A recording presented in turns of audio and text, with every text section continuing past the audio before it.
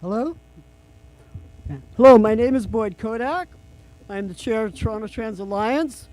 I'm here today with my co-presenter, Monica Forrester, founder of Toronto Trans Pride 2004, our co-host, super youth activist Stella Skinner, Honorable Mayor John Tory, and our guest speaker, Viviana Santibanez.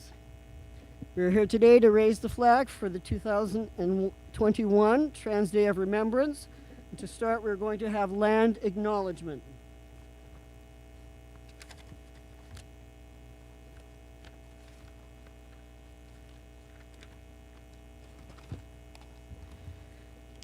Monica Forrester is a trans woman of color, and as I said, the founder of Trans Pride Toronto 2004. Monica's been advocating for our community for 25 years. She is currently part of various advisory committees working with both City Hall and the Toronto Police Services, and she is the program manager at Maggie's Toronto. Land acknowledgements, please welcome Monica Forrester.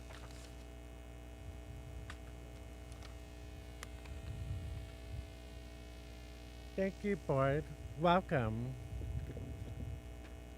I offer my gratitude to Mother Earth for the resources Turtle Island and to the rich Indigenous history of Toronto. I honor the ancestors who have lived on this land since time immemorial, and I strive to be a better citizen in this territory.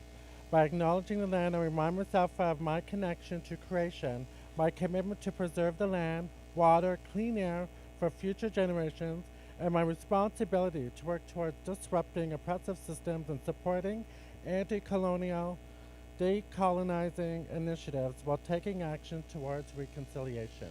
Thank you.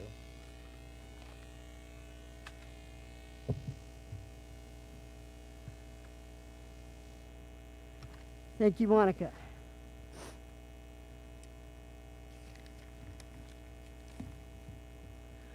Okay.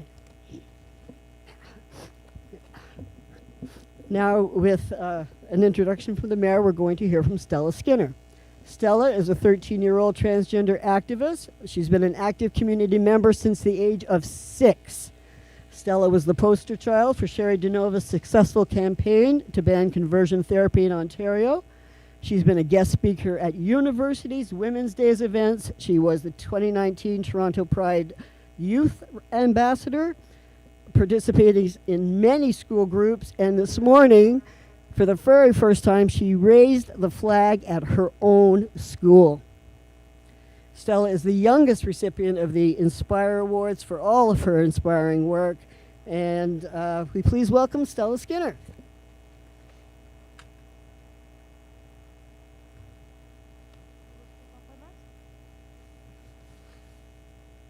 Good afternoon. Since I was 6 years old, on this day, it has been my honor to stand here with pride and with sorrow. Every year, my favorite city's mayor puts aside his many tasks and dons his heavy coat and allies' armor. In memory of our fallen family, please welcome me in joining my mayor, John Tory.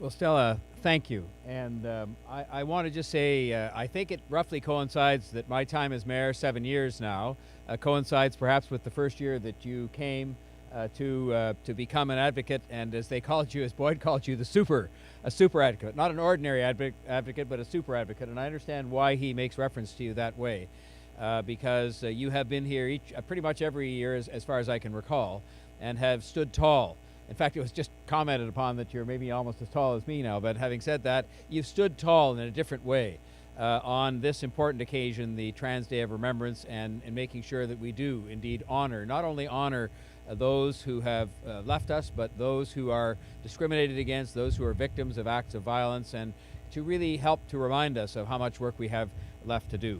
And I am glad that you're here, Stella, today, together with Boyd Kodak, who of course is also a fixture at this event. with Jessica, your mom, Stella, with Monica Forrester, the founder of Trans Pride, as was mentioned, with Viviana, who's going to speak with us today, and with Noel Nunez, the board member of Trans Pride Toronto. We are here because it is so important.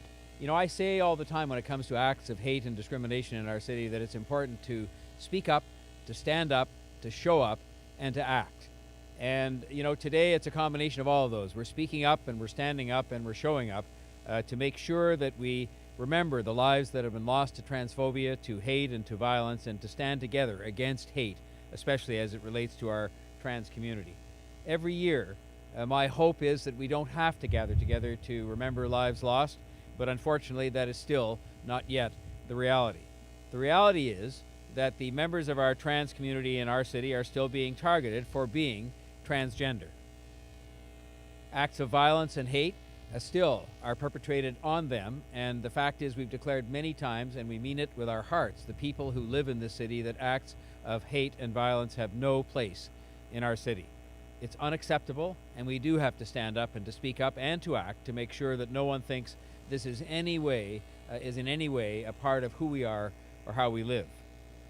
In a city that is as diverse and as inclusive, because I think that while we're far from perfect in that regard, we are making progress, and it's progress that is recognized around the world, we still have hate and discrimination of this kind in our city, and that's why it stands out all the more, because it is so contrary to our established values and to our accepted and embraced way of life.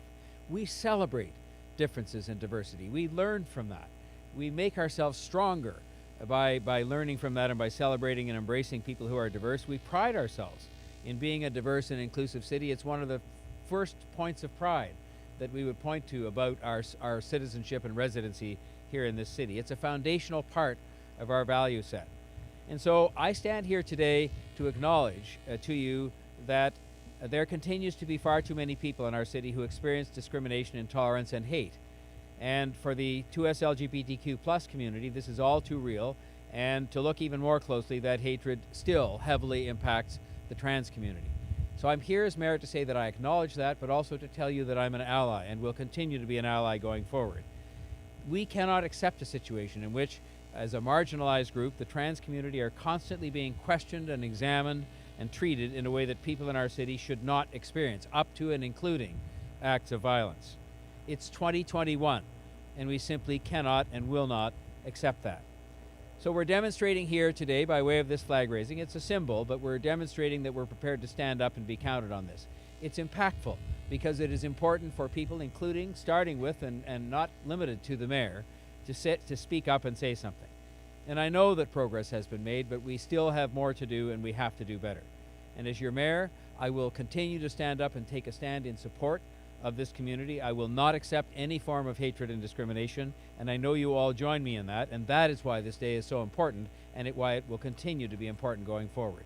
When we gather today, on this day of Trans Remembrance, and on other days in support of this community, we need to shine a light on the ongoing issues confronting the trans community. So I want to thank you for being here today. It's a smaller group because of the health restrictions, and we've had to modify some of these commemorations. But I want to thank those of you who are here today, and I want to thank the community for being so resilient and for continuing your efforts in raising awareness around this important day and what gives rise to it. Just by gathering here today and raising the flag, we're sending a message to anyone who needs to know that they are safe here in Toronto, that we intend to do everything we can to make sure they stay safe, and that they are supported here in Toronto, and we will do everything we can to make sure that they feel supported. And then we must move forward together to actually make that happen. It's fine for me or anybody else to stand here and speak those words at Nathan Phillips Square, but we've got to move forward and make that happen. And I will be an ally in that cause as well. So I thank you for giving me these few minutes to speak with you today from my heart, and I look forward to hearing the other speakers today, because I think that people with lived experience, people who can tell us the realities that are still confronted by people in this community, will do a lot to raise awareness and to make sure that we remain united and in solidarity in this cause of making sure that these days, while we will still commemorate them, will be days that don't have to look at loss of life or acts of violence or continuing hatred, but rather can be a true memorial to those that we lost in the past. Thank you very much.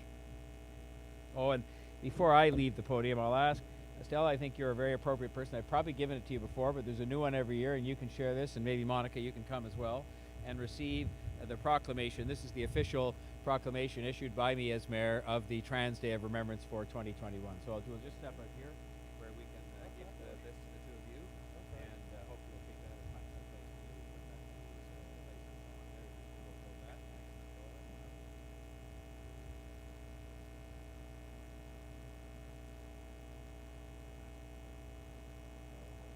there. Sorry.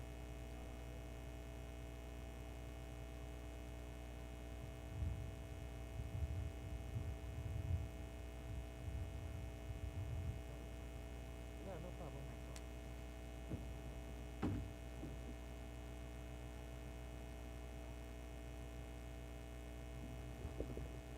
Thank you. Thank you to Mayor Tory, and I do want to comment that Mayor Tory has been with us for every flag raising, even before he was sworn in as mayor. When he was mayor-elect, he came to our flag raising, and we really appreciate it.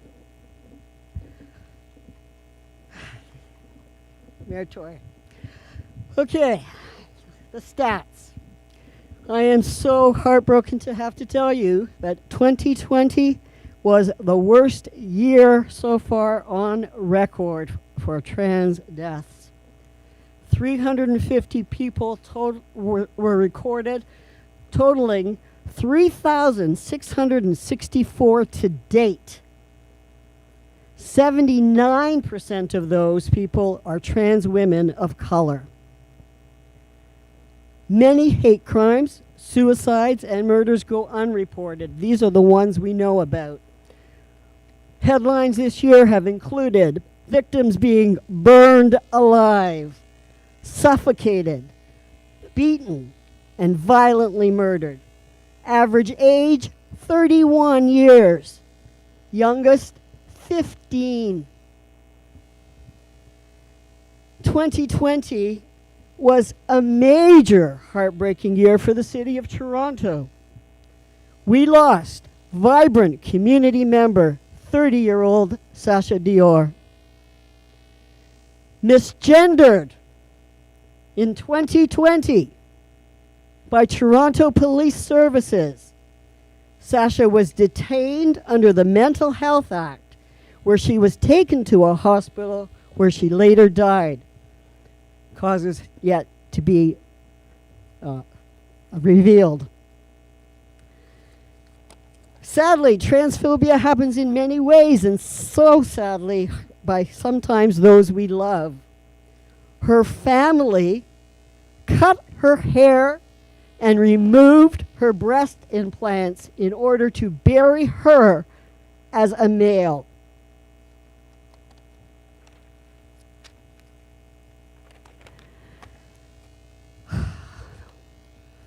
One positive note, Toronto Police Services have now set up various community consultation committees, and they say that they are committed to revising policies and training for the LGBTQ plus community.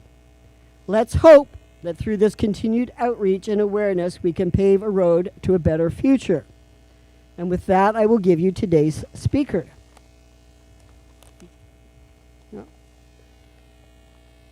Monica, do you want to say a few words? Okay. Please, first of all, let's have Monica come back, please.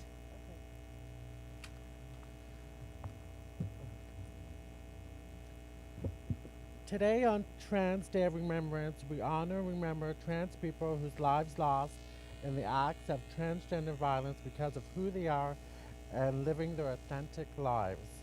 Let's also remember they lived their lives as their authentic selves with pride and bringing visibility and awareness to lives of trans people.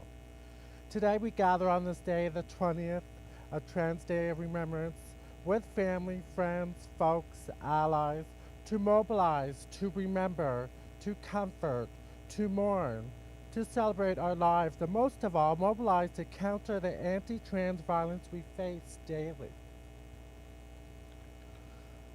This year, like Boyd said, has been the highest in trans deaths. 380 trans and gender diverse people were reported killed globally. Let's also remember the unknown trans people that haven't been reported or found. As we know from those lost lives, sex workers, BIPOC, trans femmes make up reported killings worldwide, with predators seeking to erase trans people from their communities in the most brutal ways possible. On this day, it's vital that those lost are remembered and we continue to fight for justice and equality. Let's also recognize the disproportionate rates in which trans women of color are targeted in violent attacks. We must bring awareness on the patriarchal capitalist society. Trans lives are not valued when we look at human rights, employment, housing, equity in workplace, and the protection from laws and police states. We can change this by showing trans people in power in the face of adversity, leading platforms and discussions on trans bodies, lives, supporting trans-led agencies and movements, standing up and challenging the system that oppresses us and keeps us silent. As we carry on today and push for trans freedom and violence from a free future. Thank you.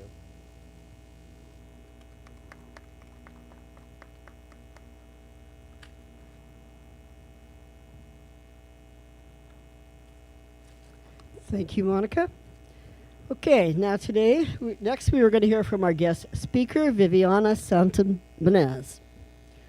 Viviana is a trans Latino woman, pro-health activist, LGBTQ plus immigrants advocate, community health worker, and service provider for over 12 years, working with marginalized groups such as people with HIV, refugees, and trans individuals. She was recently selected to represent Canada in the International Trans Women Pageant, actually serving on different committees in the city. And the final results aren't due till Sunday, but we already know that she's the winner of 3 awards.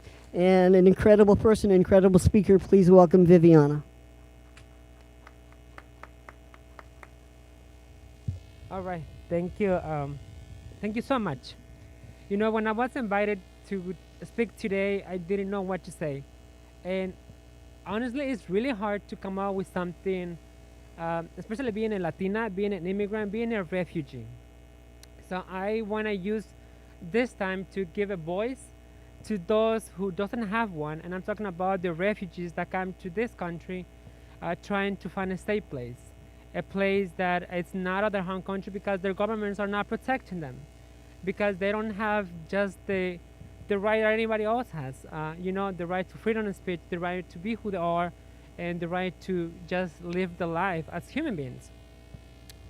So today I want to talk about how lucky I am to be able to be here in Canada, especially here in Toronto, and have a safe place for me.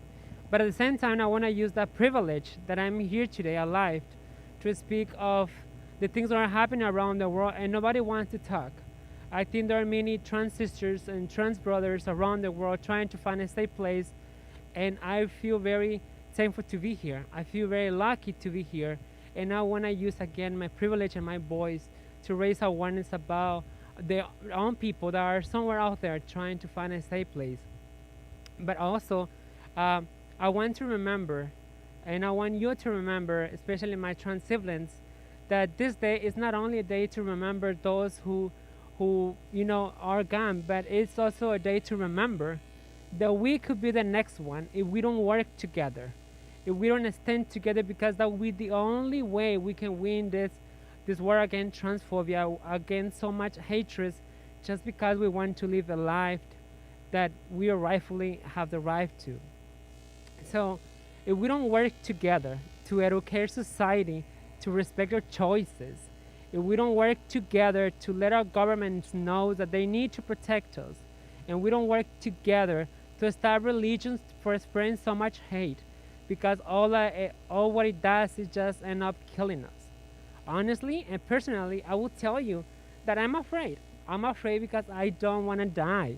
I don't want to get killed. I don't want my name to be called next year or being added to a list just because people do not understand that we have the right to be whoever we want to be.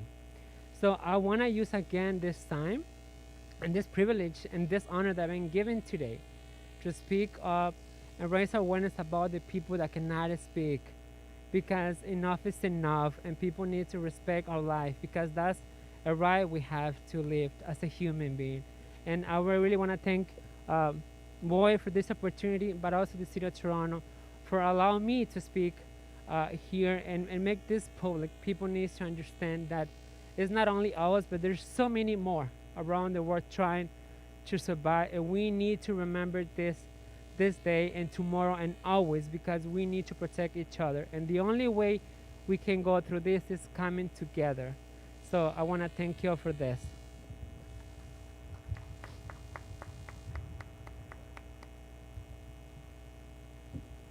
Thank you, Viviana. That was excellent. Okay, we are going to now raise the flag, and then I will ask for us to observe a moment of silence before we end the ceremony. So,